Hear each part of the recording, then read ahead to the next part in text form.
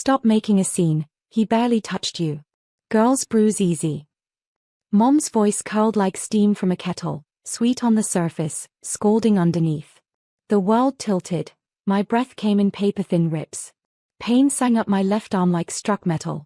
Somewhere in the house, a football game cheered, as if the living room were a stadium and I was the halftime joke. I tasted copper and silence at the same time. Everyone my name is Hollis Ray, and my hands used to shake whenever a door hinge sighed at night. I learned to count the distance between footsteps and the refrigerator light, between the apology they rehearsed for church and the truth stitched into my skin. I'm not brave. I'm just tired of being quiet. Keep your voice down, Mom hissed, teeth grazing her lower lip. He has a future. She darted a glance toward the hallway where Dad's shadow drifted, the triumphant shape of a man who believed the house was an echo chamber built in his honor. A cold spike split my forearm. I knew the sound before I knew the word. Crack. The kind of noise that makes your vision sprinkle with stars. The lamp leaned, the floor came up too fast, and somewhere above me Dad said, too casual, look what she made me do. As if I were a bad recipe that burned itself. At the ER, fluorescent lights peeled me open. The wrist brace bit, the X-ray glowed, and the machine hummed like an insect that feeds on secrets. Mom smoothed my hair in a motion she must have practiced on mirrors. We're a good family, she whispered, like she was reminding the walls. You're not going to ruin that. Stay quiet, he has a future. My throat learned how to lock. Then the doctor walked in. She didn't blink at the bruise map climbing my shoulder like spilled ink. She didn't flinch when I flinched. Instead she crouched to my eye level, the room's hum fading until there was only her steady breath and the ache thrumming like a drumline. You're safe now, she said, simple words, but they landed like soil after years of falling. My heart staggered. Safe? In this cold white box, under questions that could wake the dead? She turned, lifted the desk phone, and dialed with the certainty of someone lighting a match in a tunnel. Dad's name pulsed on my tongue. The dial tone cut like a blade. The line connected. She said, very calmly, I need to report something. And the room, my arm, my future, everything, stopped pretending to be quiet. The sound of her voice on that phone cracked the ceiling I'd been living under my whole life. Each syllable felt like a stone thrown through the stained glass window my mother tried so hard to polish, the illusion of our good family. Mom's hand clamped around mine, nails digging deep into my palm. Don't say a word, Hollis, she hissed, lips stretched into something almost like a smile for the nurse hovering by the doorway. We'll handle this ourselves. But for the first time, someone in the room wasn't playing along. The doctor didn't soften her tone, didn't lean into the performance. She stared at me, through me, and I felt my silence shiver. Yes, she said into the receiver, we have a suspected case of child abuse. Arm fracture. Multiple old contusions. Patient is female, 17. Her words weren't knives, they were keys, unlocking chains I didn't even know I'd been dragging. Dad's laugh echoed from the hall as if he could hear his own name being folded into a report. You think they'll believe you? He barked, stepping closer, voice dripping with that familiar mix of charm and venom. They'll laugh in your face, doctor. I coach football, for Christ's sake.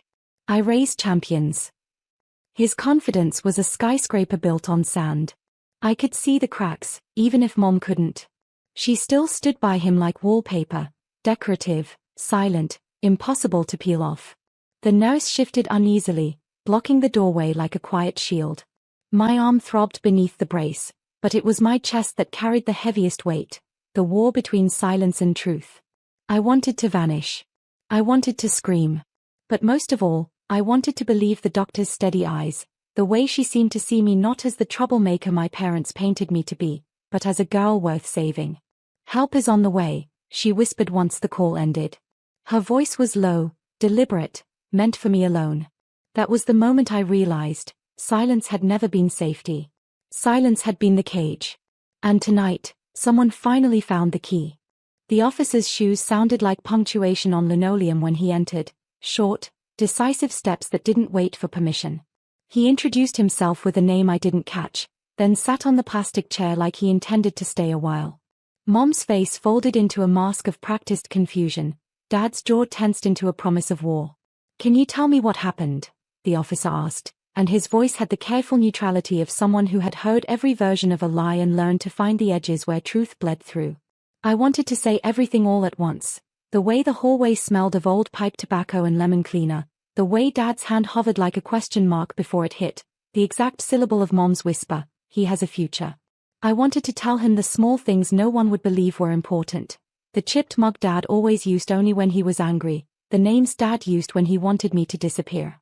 Instead I inhaled slow, tasting the antiseptic tang of the room, and told him how the lamp had fallen, how my arm had made that terrible sound. I said the truth in small, precise pieces so it couldn't be folded away. The officer wrote without looking up. His pen moved like a metronome. Dad tried to smile his way out, a sick, familiar diplomacy. "Misunderstanding," he said. "She's dramatic." He tried to slide past the officer's next question as if a football coach's schedule were an alibi. The officer's expression didn't shift. That tiny, unmoving line on his face felt like a verdict in waiting. Mom leaked apologies between sentences, but they were shaped more for the neighbors than for me. "We'll handle this," she whispered to the officer, too loud for secrecy. Her words were nails trying to close the coffin. When they asked if I had anyone to stay with, the house around me hummed with choices I didn't want. I thought of the neighbor who baked banana bread and pretended not to see late-night noises, of a cousin who always said, "Family sticks together," and of the truth that sticking together sometimes meant sticking to the wrong person. The officer asked if I wanted an advocate, someone who could sit in on interviews, explain procedures, hold my paper cup while I trembled. I nodded. To accept help felt like stepping onto a stage for the first time, terrified but certain. Outside, through a narrow window, I watched Dad light a cigarette and turn his face to the sky as if the stars owed him forgiveness. Inside, the nurse folded a blanket around my shoulders and pressed a thin card into my hand, an address, a number, a possible map out. I folded the card into my palm like a tiny flag. For the first time since the crack, I could feel space to breathe. The cage's lock had turned. The door wasn't open yet, but the hinges remembered movement. They moved me to a quiet room, one with soft yellow walls and no clock ticking on the wall. Time didn't matter there. Only breath did. The officer stayed close, his notepad resting on his knee like he knew I still had more to say. Mom sat across from me, clutching her purse so tightly the leather squeaked. "Hollis, don't ruin this family," she begged in a hushed tone, her eyes darting between me and the door. Her voice was syrup over broken glass. "Do you know what this will do to your father's career? To us?" Her words slid into me like cold water, familiar and suffocating. For years, I believed keeping quiet was love, that silence was a kind of sacrifice. But sitting there with the ache still radiating from my arm, I realized it had only ever been surrender. The advocate arrived then. A woman with steady shoulders and eyes that didn't flinch. She introduced herself simply, then turned to me. "You don't have to speak until you're ready," she said. The way she looked at me felt like sunlight on stone, slowly warming cracks I thought would never mend. Dad burst in, voice raised, authority dripping like sweat from his forehead. "This is insane. She's lying. Tell them, Hollis." His command boomed, the same tone that once made me clean my room in silence, the same tone that swallowed whole dinners. But something shifted. The advocate's hand was near mine, not holding, just near enough. The officer stayed seated, unshaken. The doctor reappeared at the doorway, arms crossed, watching like a witness who refused to be erased. And me? For the first time, I didn't shrink. I inhaled slowly, chest rising against years of compression. My voice came small, but it came, "I'm not lying." Dad froze, as if the air itself betrayed him. Mom's lips parted, her mask trembling. The officer's pen moved again, scratching my words into permanence. And just like that, silence no longer belonged to him. It belonged to me. The words hung there, "I'm not lying," like smoke that refused to clear. Dad's shoulders stiffened, his jaw grinding so hard the muscles twitched beneath his skin. 4 years, that look had been the signal, prepare for the storm. But this time, the storm met a wall it couldn't break through. The officer rose, steady and calm. "Sir, I'll need you to step outside." His voice carried authority sharp enough to cut. Dad laughed, a hollow, ugly sound. "You people don't get it. She's my daughter. She knows how dramatic she can be. Don't you, Hollis? His eyes locked on me, daring me to fold back into the obedient girl he raised. But my arm ached inside its brace, a reminder carved into bone. I held his gaze, throat burning, but I didn't look away. No, I said, voice steadier than I expected. Not this time. Mom whimpered, as though my words were daggers aimed at her instead. Please, Hollis. Think of the future. You don't want to destroy everything. Her hands trembled in her lap, twisting her purse straps until the leather groaned. The advocate leaned toward me, speaking gently but loud enough for all to hear. Her future isn't built on silence. Something broke then, not in me, but in the script my parents had rehearsed all my life. The officer guided Dad toward the hallway. Dad resisted, sputtering excuses, but the doorway swallowed his voice until only the hum of fluorescent lights remained. Mom sat slumped, mascara smudging beneath her eyes.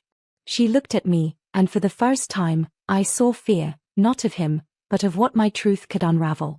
I didn't mean for this to go so far, she whispered, voice cracking like fragile porcelain.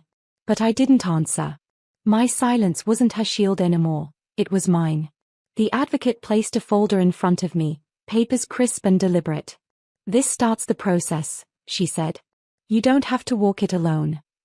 I touched the folder, fingertips brushing across the weight of it. For once, the weight didn't press me down. It lifted.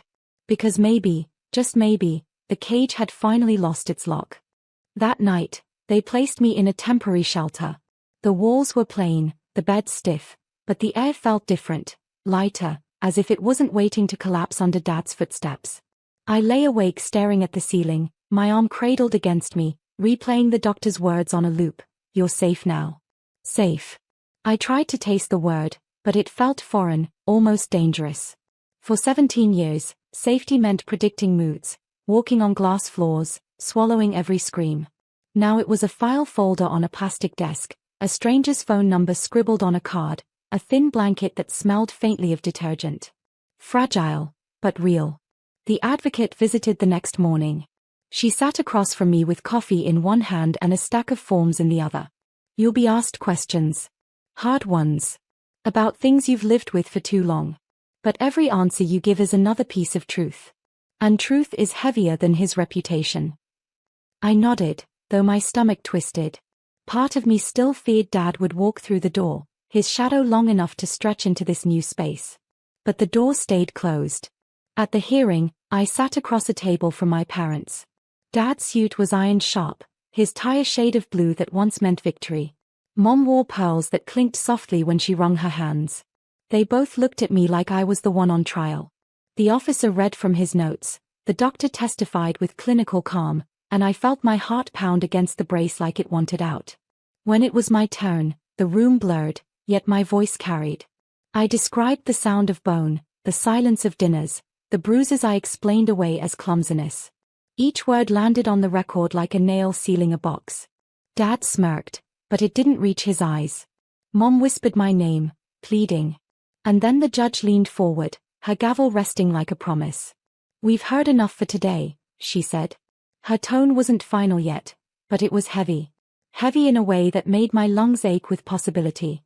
Days bled into weeks, each one stitched with interviews, signatures, and the slow unraveling of a story I had buried under excuses.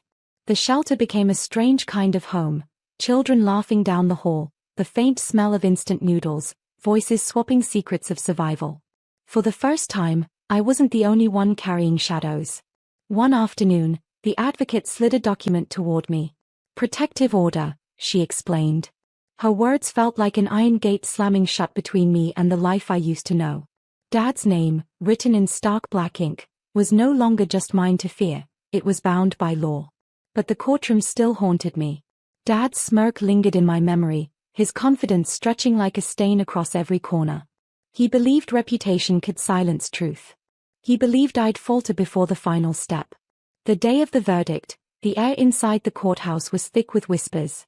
I sat at the back, arm healed enough to move but still stiff when I stretched too far. My parents were across the aisle, Dad rigid, Mom brittle, her pearls gleaming like tiny chains around her throat. When the judge read the decision, time fractured. Words blurred, but the meaning was sharp.